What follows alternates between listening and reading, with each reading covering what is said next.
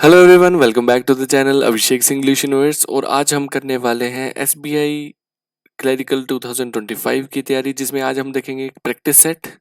और एग्ज़ाम से पहले एक प्रैक्टिस सेट करना काफ़ी ज़रूरी होता है कि जिससे आपको कॉन्फिडेंस आए और जिससे आपको पता चले कि आपका एक फ़्लो बने एग्ज़ाम करने के लिए। तो वही फ़्लो बनाने के लिए आज हम आए हैं और आज स्टार्ट करते हैं अपने पैरा जंबल्स के साथ। तो बिना किसी देरी के साथ शुरू करते हैं अपनी वीडियो को। तो जैसे कि देख सकते हैं हम स्टार्टिंग है हमारी पैराजंबल से। ठीक है, मैंने आपके लिए 2-3 आपके पैराजंबल्स लाए हैं। उनसे थोड़ी प्रैक्टिस बनेगी, आपको कैसे-कैसे करने हैं, कैसी अप्रोच रखनी है वो मैं आपको बताऊँगा। तो पहले पढ़ लेते हैं एक बार। ठीक है, फर्स्ट है आपका S1। S1 जो है यहाँ पे पहले दे दिया हुआ है कि यही आपका फर्स्ट ऑप्शन होगा, उसके बाद आपको अरेंज करना है। तो S1 बोलता है the Indus system is one of the largest river basins of the world. जो इंडस सिस्टम है, देखिए इंडस सिस्टम जो है वो one of the largest river basins है वर्ल्ड का। ठीक है, उसके बाद it originates from glacier near Bokhar Chu in the Tibetan reason. ठीक है, बोखर चू से निकलते हैं तिब्बतन रीजन से। और also known as Sindhu, it is the western most of the Himalayan river in India. ठीक है, और इसमें बताया गया है कि इसको सिंधु भी बोला जाता है और खासकर ये इंडिया की इसने मोस्टर्न हिमालयन रिवर को कवर किया हुआ है। नेक्स्ट है it covers an area of इतना इतना स्क्वायर किलोमीटर एंड इतना kilometre, and in India it is 1114 kilometre. कि इसने कितना एरिया कवर किया है, आर में ये बताया है। एस में बताया है in Tibet it is known as Singi Khamban और लाइन्स माउथ। और तिब्बत में इसको बोला जाता है शिंगी खाम्बन और लाइन्स माउथ कहा जाता है। ठीक है, और लास्ट आपका S6 है after flowing in north west direction between the Ladakh and Zaskar range it passes through Ladakh and Baltistan. ठीक है, बेलिस्टिन और लद्दाख में फ्लो करती है, ये बताया हुआ है यहाँ पे। चलिए एक बार अरेंज करने की कोशिश करते हैं। फर्स्ट तो हमको पता लग गया कि इंडस सिस्टम के बारे में बताया गया है कि ये जो लार्जेस्ट रिवर बेसिन है ये वर्ल्ड का। उसके बाद इंडस सिस्टम के बारे में देखिए, आपको आर में बताया हुआ है। ठीक है, इसके बारे में आर में बताया हुआ है कि ये कवर करता है, कौन कवर करता है, इंडस सिस्टम। ठीक है, इंडस सिस्टम को लिखा गया है it covers an area of इतना इतना square kilometre and also the length of in India it is 1114 kilometre. ठीक है, इतना कवर किया गया है, इसने एरिया कवर किया है। ठीक है, और इसी को क्या बोला गया है फिर, also known as the Sindhu. इसी को सिंधु बोला जाता है और it is the western most of the Himalayan river in India. और ये most western most of the Himalayan river है इंडिया का, मतलब ज़्यादातर एरिया उसने कवर किया है। ठीक है, हिमालयन रिवर्स का। उसके बाद देखिए आर के बाद क्यू आ गया, क्यू के बाद आपका पी आएगा। इट ओरिजिनेट्स, फिर इसके बारे में बताया कि ये ओरिजिनेट कहाँ से होती है। It originates from a glacier near Bokhar Chu in the Tibetan region. और ये कहाँ से ओरिजिनेट होती है, बोखरचू से, तिब्बतन रीजन से। फिर इसी तिब्बतन रीजन को देखिए आपका एस में बताया हुआ है। इन तिब्बत, देखिए in Tibet it is known as Singi Khamban और लाइन्स माउथ। और तिब्बत में इसको क्या बोला जाता है, शिंगी खाम्बन और लाइन्स माउथ। और लास्ट आ जाएगा आपका S6 after following the north and waste direction between the Ladakh and ये।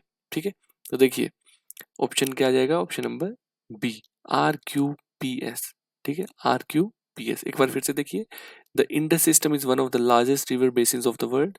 इसकी इंडस रिवर के बारे में बताया, इंडस सिस्टम के बारे में बताया। उसी में आर में एक्सप्लेन किया गया है इट कवर्स, ये इतना इतना कवर एरिया करता है, एरिया को कवर करता है। ठीक है, उसके बाद क्यू में बताया गया कि इसको बोला गया जाता है, इसको बोला जाता है सिंधु। ठीक है, और इसने हिमालयन रिवर्स का मैक्सिमम एरिया कवर किया हुआ है। उसके बाद बताया इट ओरिजिनेट्स, ये चलती कहाँ से है। ठीक है, ग्लेशियर से नियर बोखर चू, बोखर चू कोई जगह होगी, वहां से निकलती है आपकी तिब्बत रीजन से। और वही तिब्बत रीजन को एक्सप्लेन किया है एस में कि in Tibet it is known as Singi Khamban और लाइन्स माउथ। आशा करता हूं आपको समझ आ गया होगा, तो इसका बी ऑप्शन है। चलिए नेक्स्ट क्वेश्चन, नेक्स्ट करते हैं।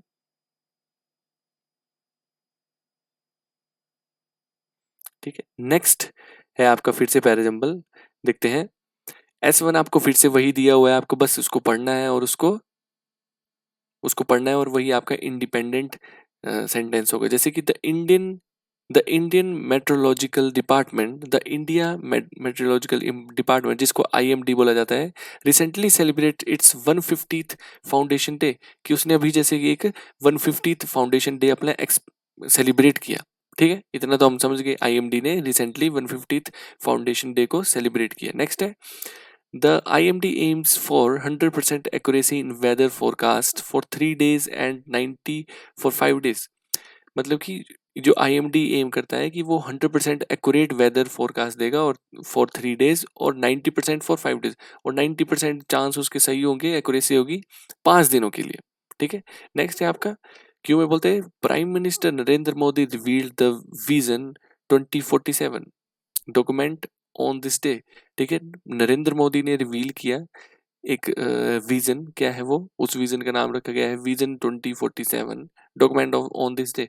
इस डे में इन्होंने एक नया डॉक्यूमेंट लाया। ठीक है, नेक्स्ट है, the document outlines ambitious goals for weather forecasting and disaster management. और ये जो डॉक्यूमेंट है वो आउटलाइन करता है एम्बिशियस गोल्स को, और वेदर फोरकास्टिंग को, एंड डिजास्टर मैनेजमेंट को, कि क्या इसके गोल्स हैं, गोल्स के बारे में बताया। उसके बाद the initiative seeks to enhance severe weather detection at the village level. और क्या है इसमें बताया गया है कि ये जो इसकी जो इनिशिएटिव है, इसका जो पर्पस है मेन, उसका ये है कि वो क्या करेगा, सीवियर कंडीशन को जो एनहांस करेगा, सीवियर वेदर डिटेक्शन को भी कैसे डिटेक्ट किया जाए, बुरी बुरी से बुरी जो गाँव में हालत होती है उनको कैसे डिटेक्ट किया जाए। ठीक है, और लास्ट है आपका S6, जो लास्ट ही है, इसमें पढ़ने की जरूरत नहीं है, पर पढ़ लेते हैं। By 2047 India aims to complete the detection of severe weather at the village and household level. और इंडिया ने एम किया है कि 2047 तक वो कंप्लीट डिटेक्शन कर लेगा कि वेदर का कंडीशन कहाँ पे सबसे ज़्यादा बुरा है, गांव में, हाउस होल्ड्स में, लेवल में कितना है। ठीक है, आशा करता हूँ आपको समझ आ गया होगा। अब इसको एक बार सॉल्व करने की कोशिश करते हैं। तो फर्स्ट देख लिया हमने कि IMD recently celebrated 150th foundation day. IMD ने 150th फाउंडेशन डे किया है। इससे पहले एक चीज़ जान लो कि जब भी मैं आपको ये करवा रहा हूँ, उससे पहले एक बार वीडियो को पॉज करो, खुद पढ़ो, एक बार खुद बनाने की कोशिश करो, उसके बाद मैं आपको एक्सप्लेन करूंगा।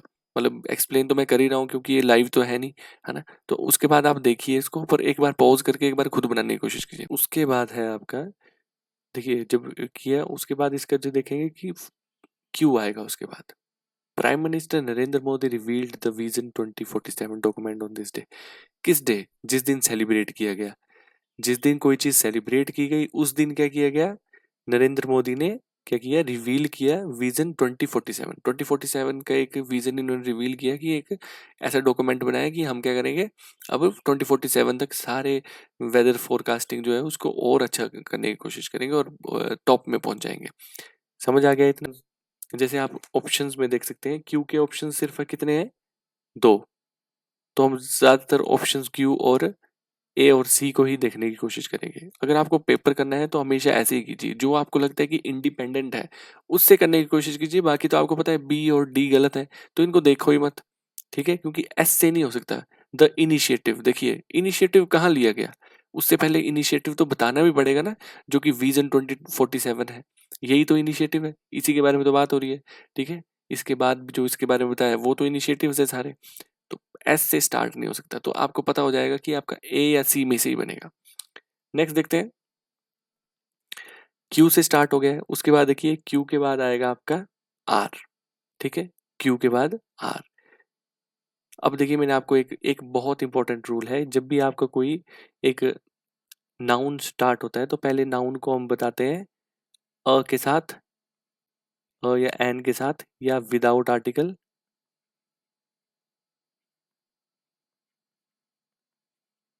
विदाउट आर्टिकल जब कोई चीज आती है तो वो हमेशा पहले आती है। ठीक है, उसके बाद आता है द के साथ, द आर्टिकल के साथ। ठीक है, पहले ये आएगा, उसके बाद ही द आर्टिकल वाला आएगा। तो देखिए यहाँ क्या था, the prime minister Narendra Modi revealed ऐसा ऐसा रिवीजन एंड डॉक्यूमेंट। देखिए डॉक्यूमेंट की बात की गई, और इसी डॉक्यूमेंट को एक्सप्लेन किया गया है आर में, द डॉक्यूमेंट। ठीक है, द डॉक्यूमेंट आउटलाइन, और जो ये डॉक्यूमेंट है वो आउटलाइन क्या करता है, देखिए the document outlines ambitious goals for weather forecasting and disaster management. और ये जो विजन उन्होंने सोचा था प्राइम मिनिस्टर ने, वो क्या डॉक्यूमेंट करता है उसके बारे में एक्सप्लेन किया गया है। ठीक है, उसके बाद क्या आएगा, आर के बाद आपका पी आएगा, ठीक है। पी में बताया गया है the IMD aims for 100% accuracy in weather forecasts for 3 days and 90% for 5 days। जो क्या एम करता है, एम के बारे में बताया कि 100% एक्यूरेसी के बारे में बताया गया है। 3 दिन के लिए 100% और 5 दिन के लिए 90% उनकी एक्यूरेसी रहेगी, ठीक है। और उसके बाद लास्ट है आपका एस, जिसमें बताया गया है यही जो इनिशिएटिव लिया गया है उसी के क्या करता है, the initiative seeks to enhance severe weather detection at the village level, कि विलेज लेवल में कैसे इसको एनहांस किया जाएगा। अब देखिए इससे पता नहीं लग रहा कि इसको एस लास्ट होना चाहिए था कि नहीं। और इसी एस को देखिए फिर एक्सप्लेन किया है S6 में, by 2047 India aims for complete detection of severe weather in village. देखिए यहाँ पर विलेज की बात हुई और यहाँ पर भी विलेज की बात हुई। तो ऐसे आपको पेयर बनाने हैं। तो पेयर बन गया है आपका, पेयर बन गया है आपका QRPS, QRPS जो आपका थर्ड ऑप्शन है, ठीक है। थर्ड ऑप्शन आपका सही है। चलिए नेक्स्ट की ओर चलते हैं, आशा करता हूँ समझ आ गया होगा। नेक्स्ट क्वेश्चन है आपका, नेक्स्ट भी आपका पैराजंबल, ये देखते हैं एक बार कैसा है ये। Heartburn is characterized by burning sensation in chest। फिर नेक्स्ट है आपका low fat dairy products like yoghurt skimmed milk may help neutralise stomach acid. Acid को जो न्यूट्रलाइज करेगा वो क्या होंगे, low fat dairy products. Next है आपका the discomfort, this discomfort can be triggered by various foods. बहुत से वेरियस फूड्स के साथ ये ट्रिगर हो सकता है। ये जो कौन सा डिस्कम्फर्ट है, चेस्ट में जो आपकी बर्निंग सेंसेशन है। However certain dietary choices can help alleviate symptoms and improve digestive health, जो इम्प्रूव करेगा डाइजेस्टिव हेल्थ को। और ऐसे कुछ सर्टेन क्या है रूल्स है और ऐसे कुछ खाना है। नेक्स्ट है एस, ऐसे में बताया है it often occurs when stomach acid flows back into the food pipe. Food pipe और ओइसोफेगस, आपके जब फूड पाइप में जब क्या होता है बैक फ्लो करता है, क्या चीज आपका एसिड जो होता है, स्टमक एसिड जो फूड पाइप में बैक फ्लो करता है, तब उसकी वजह से हमारे को क्या होता है, चेस्ट में सेंसेशंस फील होती हैं, ठीक है। और लास्ट में बताया however it conscious with full fat dairy at it can increase symptoms for some individuals, ठीक है। फुल फैट डेयरी जो होता है उसकी वजह से ज़्यादा फैलने की ज़्यादा बढ़ने की दिक्कत होती है इसमें, ठीक है। तो एक बार देख लेते हैं। तो इसका जो आंसर है वो होगा आपका, एक बार खुद भी बनाने की कोशिश कीजिए और आंसर बता देता हूँ। इसका आंसर है आपका ऑप्शन नंबर ए। कैसे बनेगा देखते हैं। फर्स्ट मैंने बता दिया कि heart burn is a characteristic, जो हार्ट बर्न है वो करेक्टरिस्टिक है किस चीज़ का, आपकी बर्निंग सेंसेशन जो होती है चेस्ट में, चेस्ट में बर्निंग सेंसेशन होती है इसका, और इसको बोलते हैं हार्ट बर्न, ठीक है। उसके बाद आएगा आपका S, it often occurs when, कब अकर होता है, कब आता है ये आपका हार्ट बर्न, कब होता है, हार्ट बर्न कब होता है, हार्ट बर्न तब होता है जब it often occurs when stomach acid flows back, जब स्टमक एसिड फ्लो बैक करता है फूड पाइप को, ठीक है। और एस के बाद देखिए क्यू में आएगा दिस डिस्कम्फर्ट, कौन सा डिस्कम्फर्ट, जो आपका एसिड बैक हुआ आपके फूड पाइप में, इस डिस्कम्फर्ट को can be triggered by various foods. और ये जो डिस्कम्फर्ट है बहुत से फूड्स के द्वारा ट्रिगर किया जाता है, ट्रिगर ट्रिगर किया जा सकता है, ठीक है। क्यू के बाद देखिए फिर आपका आर है, however certain dietary choices can help elevate system symptoms and improve digestive health. मतलब कि लेकिन फिर भी ऐसा है कि क्या किया जा सकता है, डाइटरी चॉइसेस ली जा सकती है, डाइट की चॉइसेस ली जा सकती है, और ये जो कम किया जा सकता है किसको, सिम्टम्स को, और इम्प्रूव किया जा सकता है डाइजेस्टिव हेल्थ को, ठीक है। समझ आ गया होगा। तो आर आएगा उसके बाद, और लास्ट है उसके बाद पी। इसी पी आर को एक्सप्लेन किया है, low fat dairy products like yoghurt skimmed milk में हेल्प न्यूट्रलाइज स्टमक एसिड। और जो लो फैट डेयरी प्रोडक्ट्स हैं वो क्या करते हैं, स्किम्ड मिल्क जो है, योगर्ट जो है, ठीक है, ये क्या करते हैं, न्यूट्रलाइज करते हैं स्टमक एसिड को, ठीक है। एक बार फिर से एक बार शुरू से एक बार बता देता हूँ। S1 में बताया गया है हार्ट बर्न जो होता है वो क्या होता है, बर्निंग सेंसेशन होती है चेस्ट में। और ये क्यों होती है, यहाँ पे बताया, एस में बताया उसके बाद, ठीक है, कि एस में बताया कि एसिड होता है हमारे स्टमक में, वो फ्लो बैक करता है हमारे फूड पाइप से, ठीक है। एस के बाद आपका क्यू में बताया हुआ है, ठीक है, क्यू में बताया कि ये डिस्कम्फर्ट होता क्यों है, वेरियस फूड्स की वजह से होता है, ठीक है।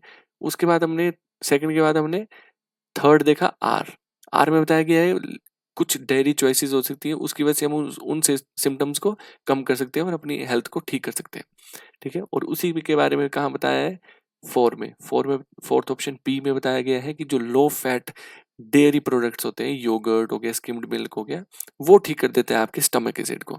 और वही उसके बाद S6 में उसके बाद लास्ट बताया गया है कि however it conscious however be conscious with full fat dairy as it can increase symptoms for some individuals, कि जो आपका फुल फैट डेयरी होता है उसकी वजह से सिम्टम्स बढ़ भी जाते हैं, ठीक है। तो आशा करता हूँ आपको समझ आ गया होगा। तो ये थे आपके पैराजम्बल्स, हमने 3 पैराजम्बल्स कर लिए। अगर आपको समझ नहीं आई तो एक बार फिर से वीडियो को देखियो, ठीक है। मैंने डिटेल में समझाने की कोशिश की है। नेक्स्ट है आपका the smooth and easier we allow people to navigate through any device at any place in the world the better, ठीक है।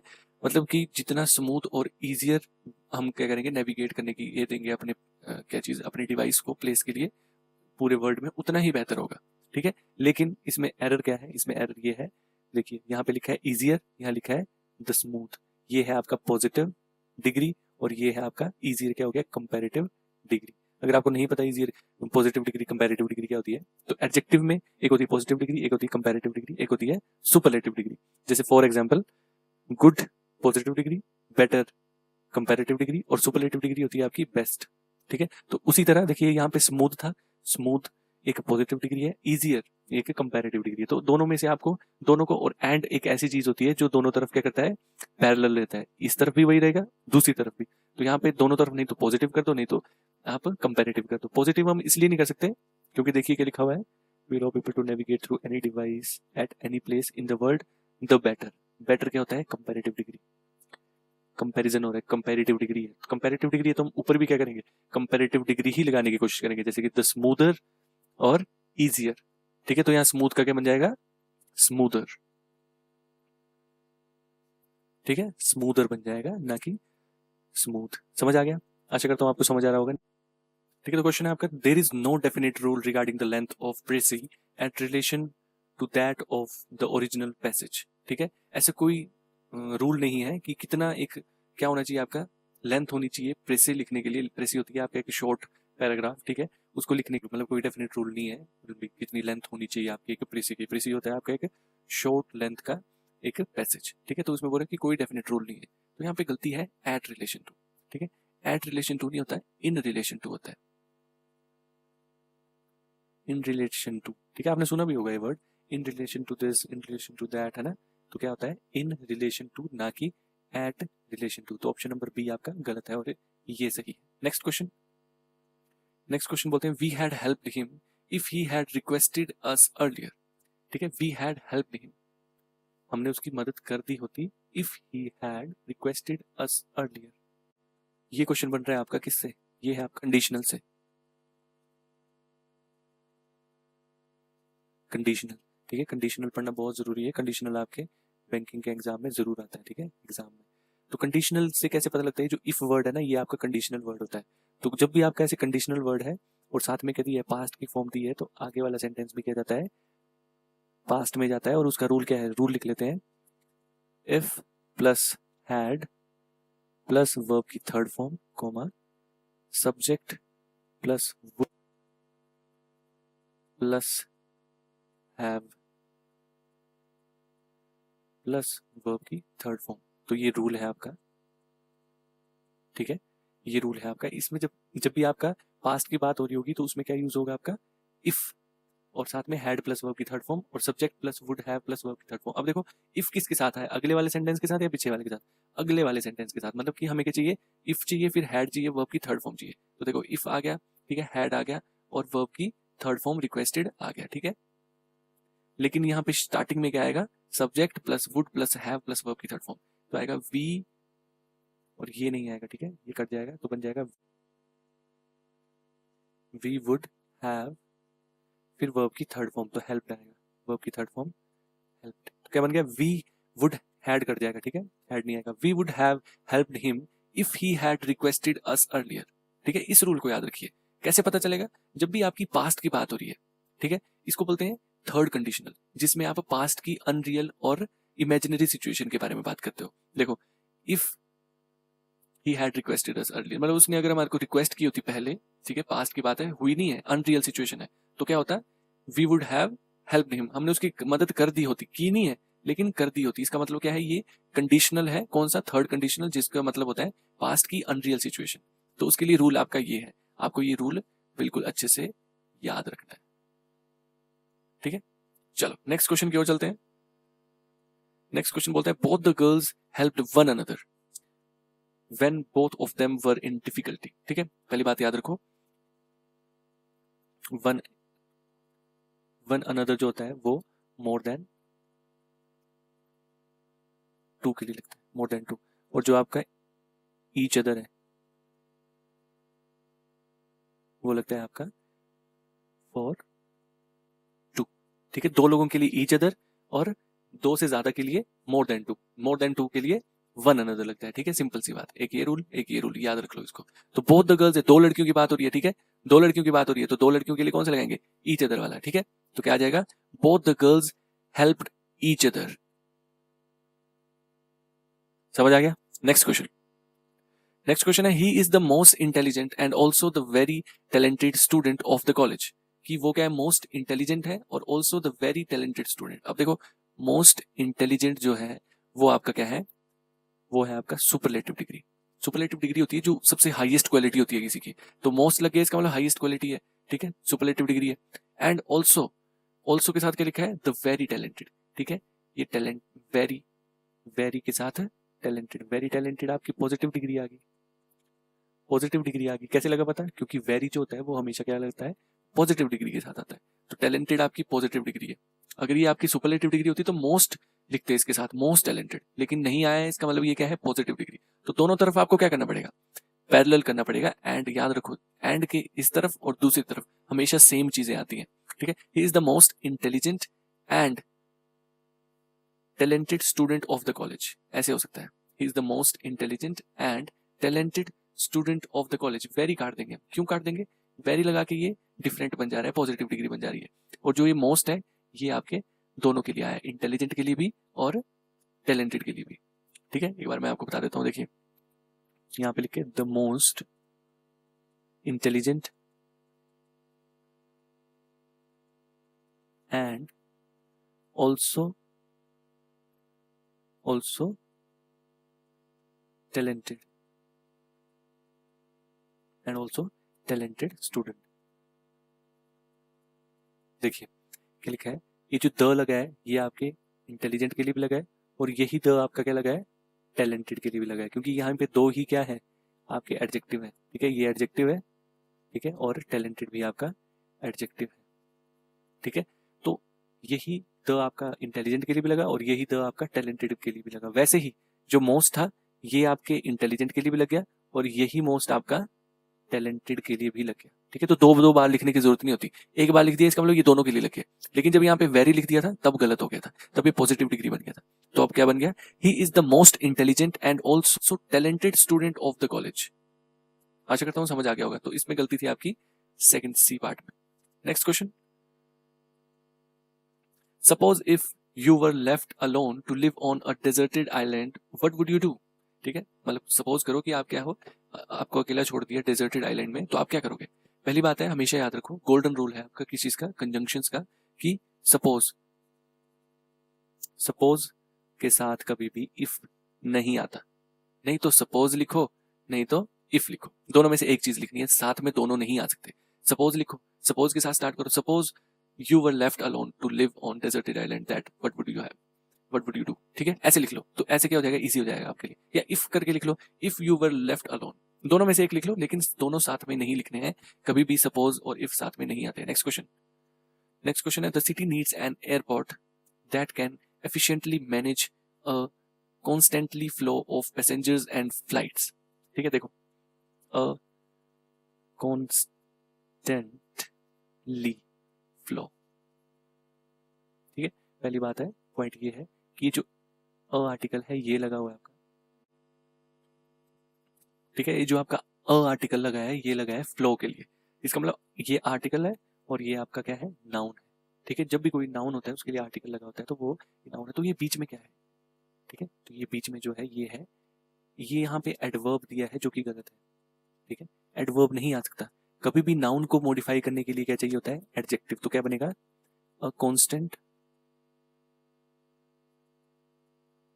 कांस्टेंट फ्लो, ठीक है। ये सही है आपका, ये सही है और ये गलत है। क्यों? क्योंकि जब भी नाउन को जो मॉडिफाई करेगा, नाउन के बारे में बताएगा, वो एडजेक्टिव होगा, ना कि एडवर्ब। एडजेक्टिव कैसे होगा, एडवर्ब क्यों नहीं होगा? क्योंकि एडवर्ब मॉडिफाई करता है सिर्फ वर्ब को। और पता कैसे लगा हमें? क्योंकि इसमें एल वाई लिखा है।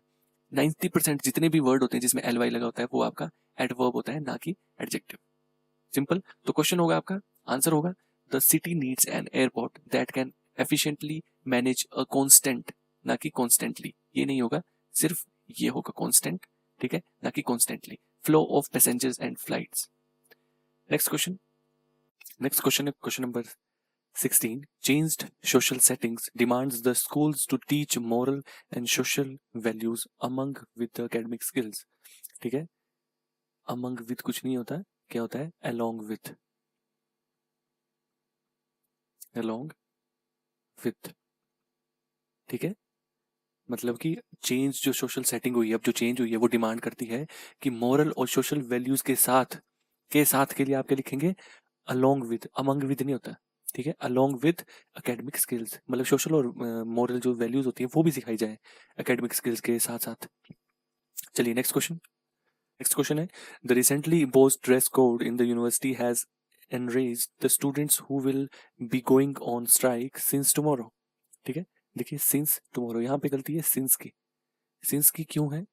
पहली बात है क्योंकि since नहीं, यहाँ पे from आएगा, ठीक है। फ्रॉम टुमारो क्यों आएगा? क्योंकि सिंस जो होता है वो पास्ट की बात करता है प्रेजेंट में, ठीक है। जैसे कि सेंटेंस है I have been living here since 1992, मैं 1992 से यहाँ पे रह रहा हूँ, ठीक है। तो यहाँ पे जो रह रहा हूँ वो मेरा 1992 से है।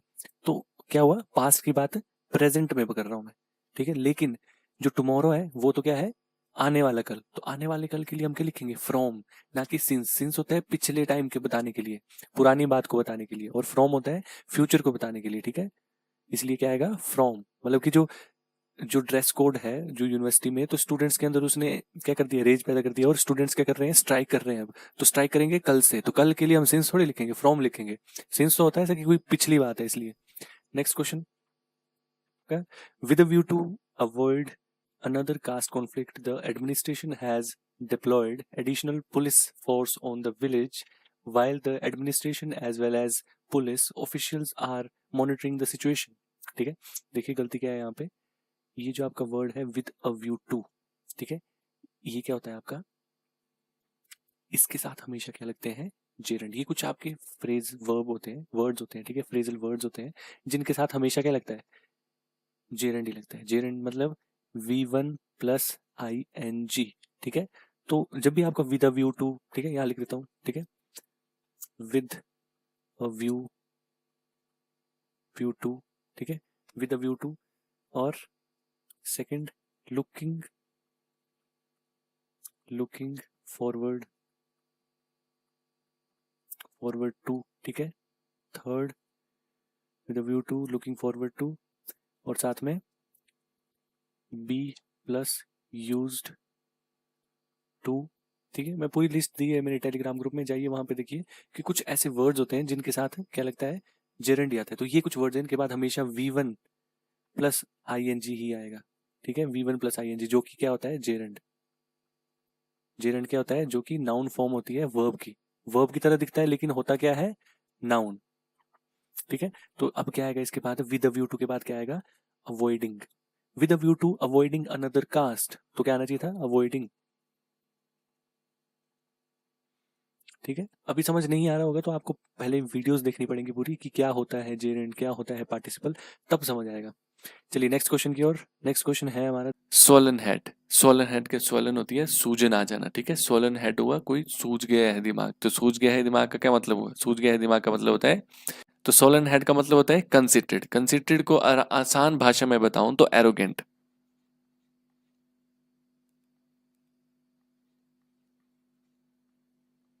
ठीक है। एरोगेंट बहुत ही क्रूड, मतलब जो बहुत ही रूड जैसे होते हैं, एरोगेंट होते हैं, एंग्री, ठीक है। मतलब कि दिमाग खराब हो चुका है, दिमाग फूल चुका है। चलिए नेक्स्ट क्वेश्चन। नेक्स्ट क्वेश्चन है आपका out of the woods. Out of the woods का मतलब होता है आउट ऑफ फॉरेस्ट नहीं, वुड्स का मतलब वैसे फॉरेस्ट ही होता है, लेकिन इसका मतलब है कि क्या हो जाना है, आउट ऑफ डेंजर, डेंजर से बाहर आ जाना। बोलते हैं ना कि जंगल से बाहर आ गया, मतलब आउट ऑफ डेंजर। ठीक है, आउट ऑफ वुड्स का मतलब है अपने डेंजर से बाहर आ जाना। चलिए नेक्स्ट क्वेश्चन है, नेक्स्ट क्वेश्चन देखते हैं। Speaks volume. Speaks volumes, speaks volumes का मतलब है आपका क्या होगा, गिव्स इनफ प्रूफ। ठीक है, गिव्स इनफ प्रूफ, मतलब कि स्पीक्स वॉल्यूम मतलब कि आपका जो वॉल्यूम होता है ना, वो बोलता है जब आपका कोई, जब आपने कोई चीज़ सही काम किया होता है, तो आप जितने अच्छे से कोई चीज़ अपने बोलने का ढंग आपका बहुत अच्छे से होगा, तो पता लग जाएगा कि ये बिल्कुल अच्छी बात कर रहा है, ये बिल्कुल प्रूफ दे रहा है। तो इसीलिए क्या बोलते हैं, स्पीक्स वॉल्यूम। जो हमारा वॉल्यूम होता है ना, वही बात करता है, मतलब कि पते की बात करने वाला। ठीक है, जो इनफ प्रूफ, जिसने एक काफी ट्रुथ दे दिए होते हैं। ठीक है, नेक्स्ट क्वेश्चन है आपका, put the cart before the horse. अब देखिए, अब आपका, अब मैं यहाँ बना के दिखाता हूँ, फिर से वही घोड़े वाली बात आ गई। ठीक है, बहुत ही गंदा, लेकिन आपके लिए मैंने बना दिया। घोड़ा क्या होता है, घोड़े के पीछे कार्ट लगा होता है। ठीक है, कार्ट लगा होता है जिसमें टायर होते हैं। ठीक है, घोड़े के साथ अटैच होते हैं वो। ठीक है, लेकिन इसमें क्या बताया है, put the cart before the horse, horse के आगे रख दिया है, मतलब हॉर्स के आगे लग गया है आपका क्या, कार्ट। तो मतलब ये तो क्या बात होगी, उल्टी बात होगी ना, कोई उल्टी बात होगी तो क्या हो गया, option number 4, do last things first. मतलब जो पहली चीज होनी चाहिए वो लास्ट में कर रहे हैं, और लास्ट चीज है वो पहले कर रहे हैं। कि लिखा है डू लास्ट थिंग्स फर्स्ट, जो लास्ट में थिंग थी वो पहले कर दी। Put the cart before the horse, मतलब कि हॉर्स घोड़े के आगे ही कार्ट रख दिया, तो चलेगा कैसे। ठीक है, तो क्या बात होगी, फर्स्ट चीज आपने, जो आपने लास्ट चीज करनी थी वो आपने फर्स्ट कर दी। चलिए नेक्स्ट क्वेश्चन की ओर चलते हैं। Blow his top.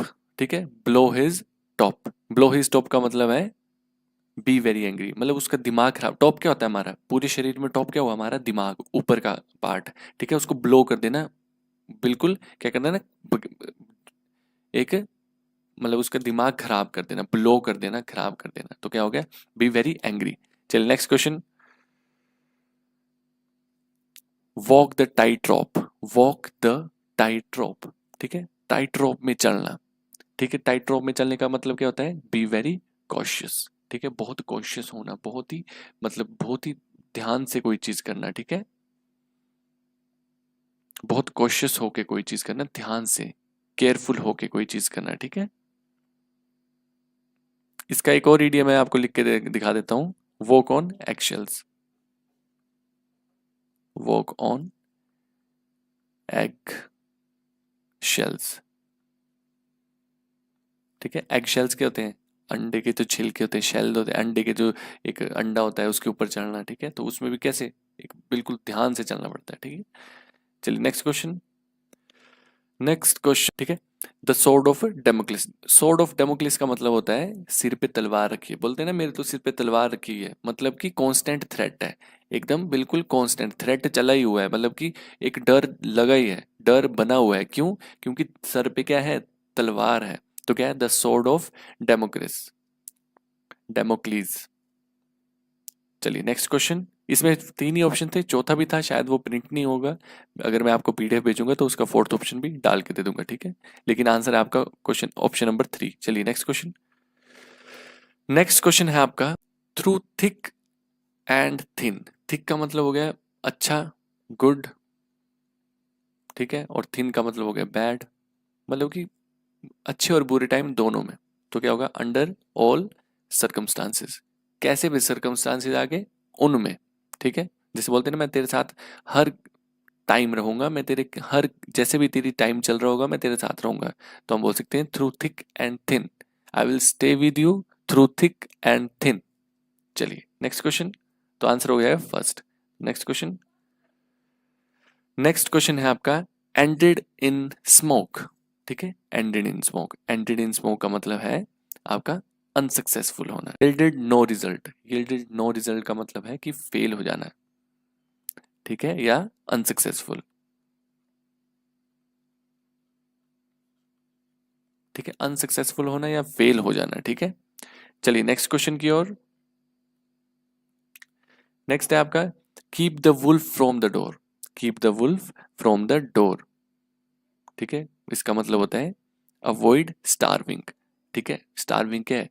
आपकी भुखमरी। ठीक है, अवॉइड करना, भुखमरी को अवॉइड करना। Keep the wolf from the door. Next question. Next है स्मेल्ट अ रैट। ठीक है, स्मेल्ट अ रैट। स्मेल्ट का रैट मतलब बोलते हैं ना, हिंदी में बोलूं तो दाल में कुछ काला। दाल में कुछ काला। ठीक है, बोलते हैं ना दाल में तो कुछ काला है मेरे भाई, तो वही। ठीक है, मतलब इसका आंसर हो जाएगा आपका फर्स्ट। डिटेक्टेड समथिंग रॉन्ग, कोई चीज आपने डिटेक्ट कर ली, क्या? कोई गलत चीज। Smelt a rat. Next question. Next है a square peg in a round whole.